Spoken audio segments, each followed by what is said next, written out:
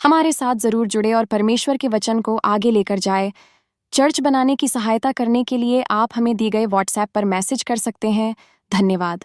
परमेश्वर आप सभी को आशीष दें। बार बार इस पर जोर दिया जाता था कि आपका चलना कैसा हो, आपका स्वभाव कैसा होना चाहिए। पर जब हम नए नियम में आते हैं तो नए नियम के अंदर बाइबल जो है वह मन के विषय में बहुत ज्यादा बात करती है। ज्यादातर पुराने नियम में फोकस था कि आपको व्यवस्था को कंप्लीट करना है, व्यवस्था को पूरी तरीके से मानना है। जब आप अपने चाल चलन को देखेंगे तो उसमें क्या कमी है वो आपको व्यवस्था से पूरा करना है। जो कानून परमेश्वर ने अपने लोगों के लिए बाइबल में रखा था उसी के अनुसार आपको सब करना है। हालेलुया।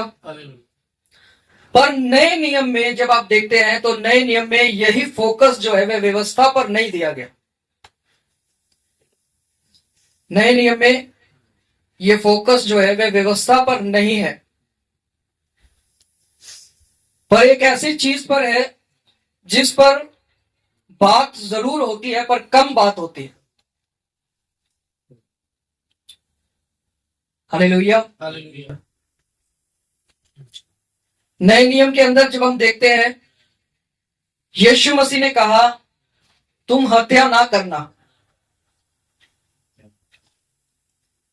जब यीशु मसीह ने पहले आज्ञाएं दी थी, जब परमेश्वर ने पहले मूसा को आज्ञा दी थी तो उसमें लिखा था तुम हत्या ना करना। पर नए नियम में आकर यीशु मसीह क्या कहता है जी? लिखा था या कहा गया था कि तुम हत्या ना करना, पर मैं तुमसे कहता हूं तुम क्रोध भी ना करना। हालेलुया। यह लिखा था कि तुम व्यभिचार ना करना, परंतु इस बात का ध्यान रखो कि मैं तुमसे कहता हूं कि तुम्हारे मन के अंदर भी किसी के लिए लालसा ना हो। हालेलुया।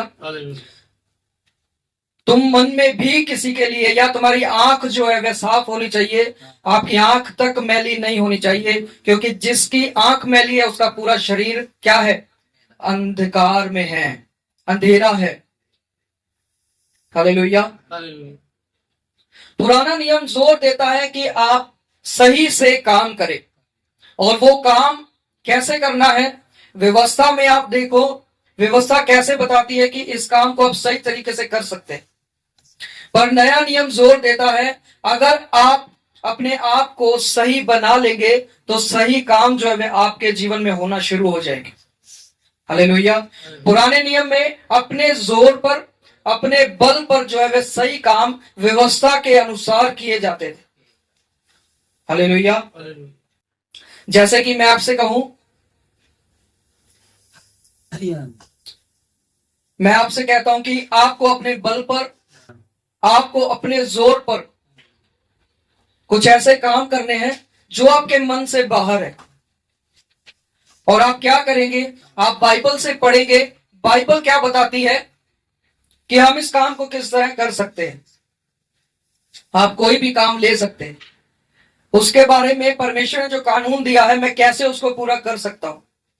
हालेलुया। पर नए नियम में आकर के आप व्यवस्था को नहीं देखेंगे। नए नियम में आकर के आप प्रार्थना करेंगे, अपने आप को पवित्र आत्मा के हाथों में सौंपेंगे, अपने मन को नया होने के लिए देंगे, ताकि जो काम आप व्यवस्था के अनुसार करना चाहते हैं वो आप अपने बल पर, अपने जोर पर नहीं, पर परमेश्वर के ऊपर निर्भर होकर आप कर पाए। हालेलुया। यीशु मसीह ने नए नियम में जब लोगों से बात की तो उनको यह बताया कि अगर तुम व्यभिचार से निकलना चाहते हो तो मैं तुम्हें एक चाबी देता हूं, उसकी जड़ के ऊपर प्रहार करो। हालेलुया। उसकी जड़ को काट डालो। बोलो, उसकी जड़ को काट डालो।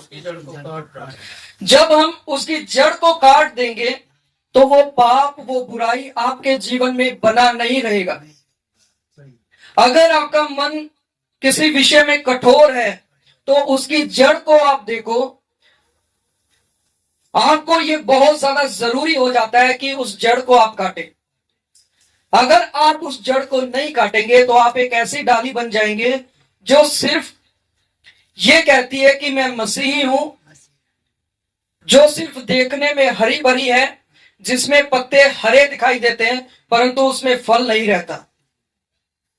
और ऐसी डाली का काम मसीहियत में कुछ भी नहीं है। ऐसी डाली काटी जाएगी और अलग की जाएगी। हालेलुया।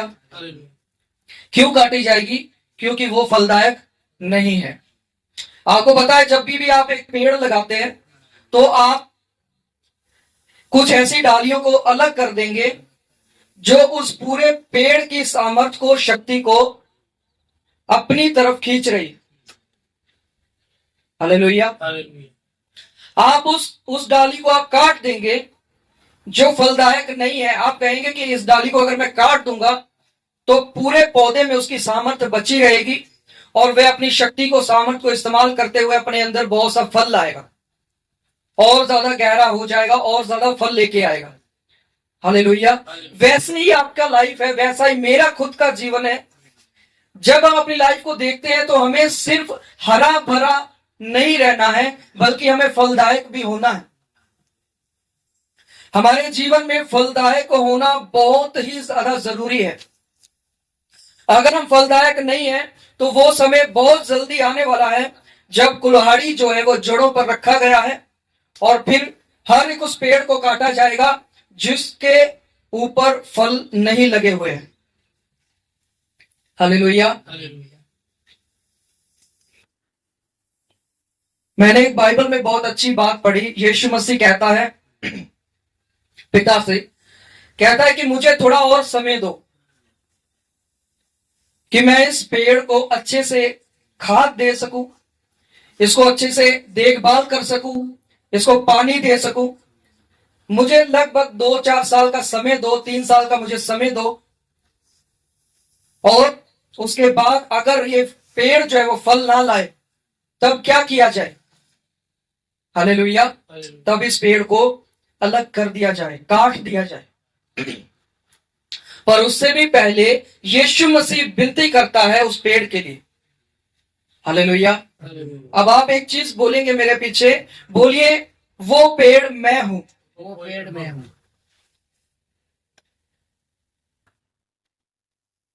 जब हम सब लोग मिलकर के इस समय में मसीहियत में चल रहे हैं तो अलग अलग जगह के ऊपर बहुत सा दुख मसीही लोग झेल रहे हैं, सताव मसीही लोग झेल रहे हैं।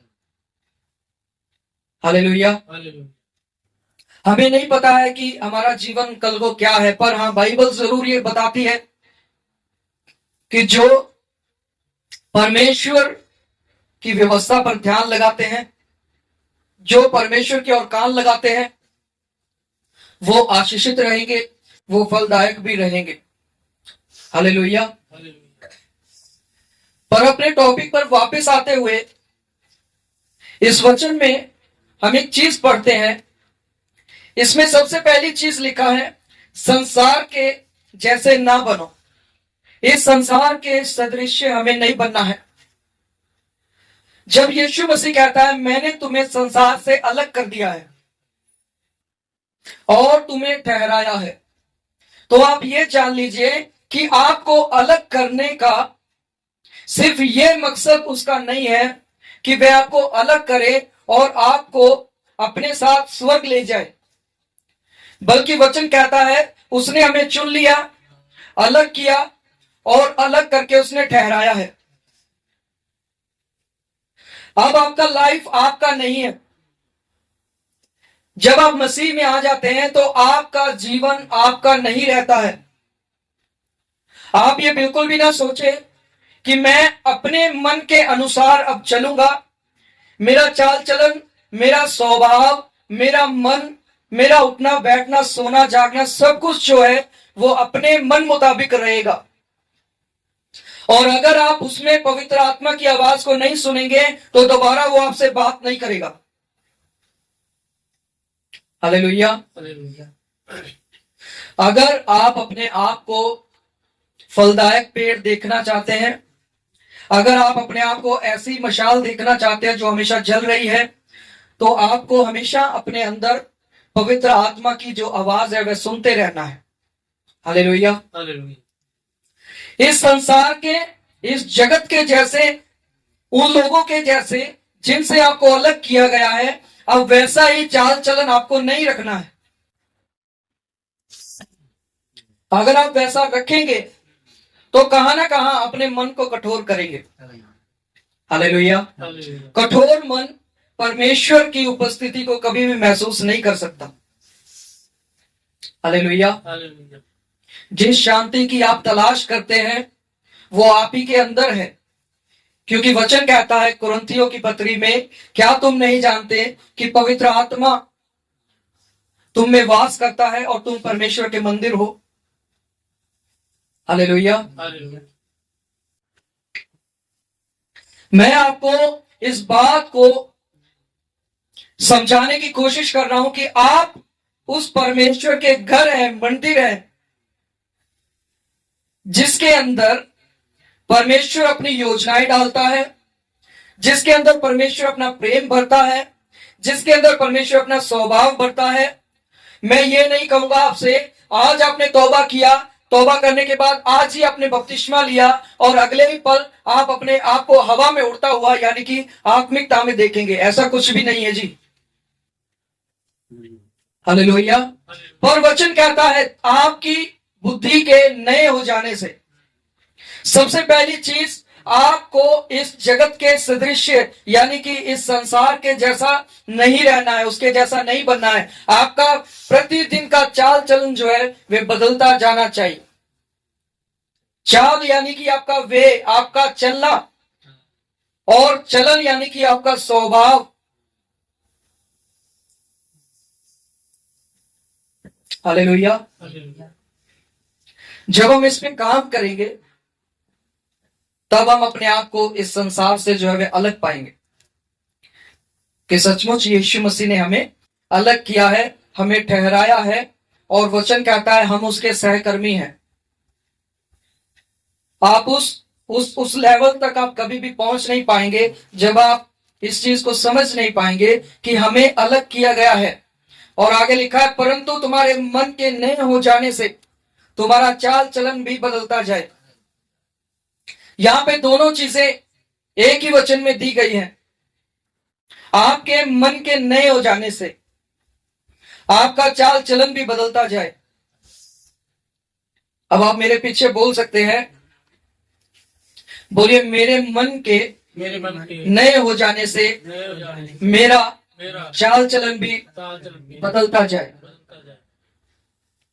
यहां पे लिखा है आपके मन के नए हो जाने से। हमें अपने मन को आज की स्थिति में नया करने की जरूरत है। हालेलुया। जिससे तुम परमेश्वर की भली भांति सिद्ध इच्छा अनुभव से मालूम करते रहो। समझ पा रहे कि नहीं? मैं समझता हूं कि आप बाइबल को पढ़ने वाले लोग हैं, बाइबल को समझने वाले लोग हैं, और आप इस बात को भी बखूबी जानते हैं कि मन का नया हो जाना कैसा होता है। लिखा है आपके मन के नए हो जाने से आपका चाल चलन भी बदलता है। अगर आप झूठ बोलना नहीं छोड़ सकते हैं, अगर आप अपना जोर लगा रहे हैं मुझे इस चीज को छोड़ना है, तो वो कैसे होगा? बोलिए मन के नए हो जाने से। अगर कोई व्यक्ति व्यभिचार नहीं छोड़ रहा है तो उसके मन के नए हो जाने से वो छोड़ सकता है, क्योंकि यीशु मसीह ने यह बता दिया कि सब चीजों की यानी कि सब बुराइयों की जो जड़ है वो मन है। हालेलुया। आज के समय में हर एक व्यक्ति के मन में बुराई भरी रहती है, जैसे कि नोह के समय में था। और मैं कहूंगा कि उस समय में जब नोहा जहाज बना रहा था और आज के समय में कोई भी अंतर नहीं है। हालेलुया। हालेलुया। परमेश्वर का वचन कहता है नोहा के दिन और अंत के दिन बिल्कुल सेम होंगे, बिल्कुल एक जैसे होंगे।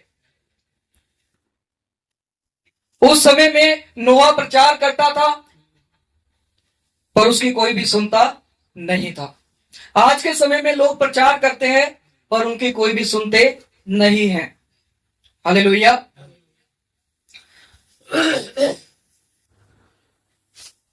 तो वो समय जब नोहा जहाज बना रहा था, वो समय वैसा समय था जब परमेश्वर का क्रोध जो है वह पृथ्वी पर आने वाला था। और आज के समय में जब लोग प्रचार कर रहे हैं तो इस अंत के समय में भी वही समय है जब परमेश्वर का क्रोध उन लोगों पर आएगा जो यीशु मसीह से दूर रहेंगे। हालेलुया। जो अपने मन को प्रतिदिन नया नहीं करेंगे, जो अपने चाल चलन को बदलते नहीं जाएंगे। अगर आप अपने जोर पर, अपने बल पर, अपने मुंह को, अपनी जबान को कंट्रोल नहीं कर सकते हैं तो मैं आपको कहना चाहता हूं उसकी जड़ जो है वो आपका मन है। यीशु मसीह ने अपने चेलों से एक बात कही।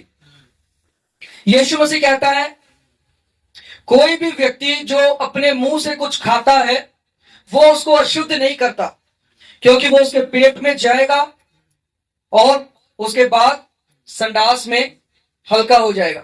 पर जो उसके मन से निकलता है वो चीजें उसको अशुद्ध करती हैं, वो चीजें उसको भ्रष्ट करती है उसके अंदर से, यानी कि उसके मन से। अब आपके मन से वहां पर वचन में लिखा है क्या क्या निकलता है। किसी के लिए चुगली निंदाएं निकलती हैं, वो उसकी जड़ है। अगर आप चुगली निंदा बंद नहीं कर सकते हैं तो मैं आपको जड़ बताता हूं। आपका मन वो जड़ है, उस जड़ पर काम करना शुरू करें। हालेलुया। इससे पहले कि यीशु मसीह का आगमन हो, उस जड़ पर काम करना शुरू करें। जब उसकी जड़ें सही जगह पर जाएंगी तो आपके जीवन में वैसा फल आएगा जैसा आप खुद देखना चाहते हैं। हालेलुया। बुरी बुरी लालसाएं, बुरी सोच विचार, बुरा चाल चलन, उठना बैठना या कोई भी ऐसी चीजें, हर एक चीज की जड़ क्या है जी? मन है। हालेलुया। तो इसलिए हमें अपने मन को नया करने की जरूरत है। और प्रतिदिन जब भी आप प्रार्थना में बैठते हैं तो इस प्रार्थना को आप जरूर करें।